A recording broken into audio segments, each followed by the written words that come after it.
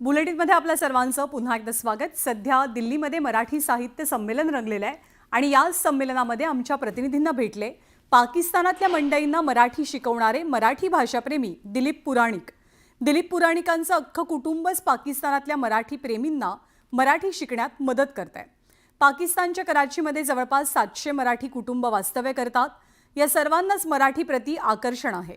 याच कुटुंबातल्या पुढच्या पिढीतही मराठी भाषेचं प्रेम रुजावं आणि वाढावं यासाठी दिलीप पुराणिक भारतातनं झूमच्या माध्यमातून या सगळ्या मंडळींना मराठीचे धडे देतात। त्यांच्या उपक्रमाबद्दल अधिक जाणून घेतले आमचे प्रतिनिधी प्रशांत लीला रामदास यांनी। आपल्यासोबत आहेत पुराणिक सर। सर, आपलं स्वागत आहे न्यूज 18 लोकमतमध्ये। आपण जसं म्हणता की पाकिस्तानमध्ये कराची जे शहर आहे, या कराची शहरामध्ये साधारणतः 700 पेक्षा जास्त मराठी कुटुंब आहेत आणि त्या मराठी कुटुंबासोबत आपला संपर्क देखील आहे आणि त्यापैकी काही कुटुंब दिल्लीत आज अखिल भारतीय साहित्य संमेलन येणार होते।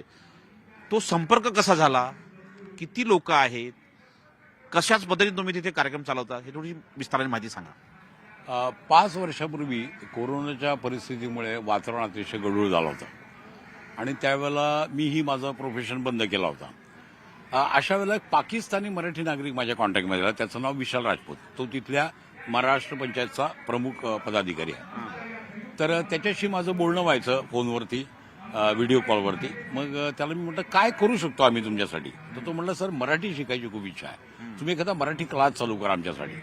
मग आम्ही मराठी क्लास चालू केला। साधारणतः अपेक्षा आहे की पुढच्या साहित्य संमेलनात अगदी 100% सर, मी त्यांना आणणार म्हणजे आणणार। आता संवाद सुरू झाला आहे, त्यांनाही कळालं आहे।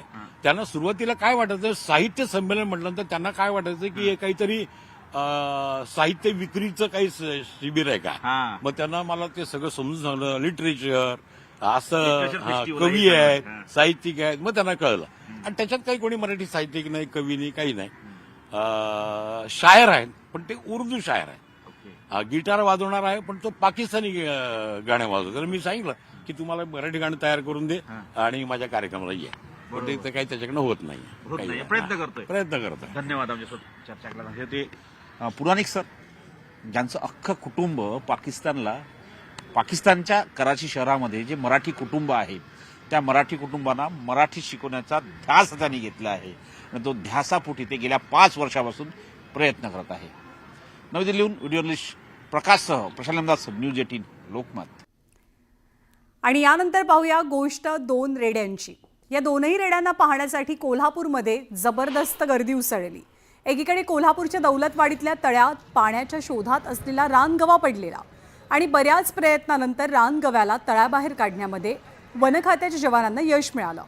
पण रानगव्याला पाहण्यासाठी तळ्याकाठी ग्रामस्थांनी प्रचंड गर्दी केली होती। तर दुसरीकडे कोल्हापुरातील प्रदर्शनात 25 कोटींचा रेडा आकर्षणाचा विषय ठरला।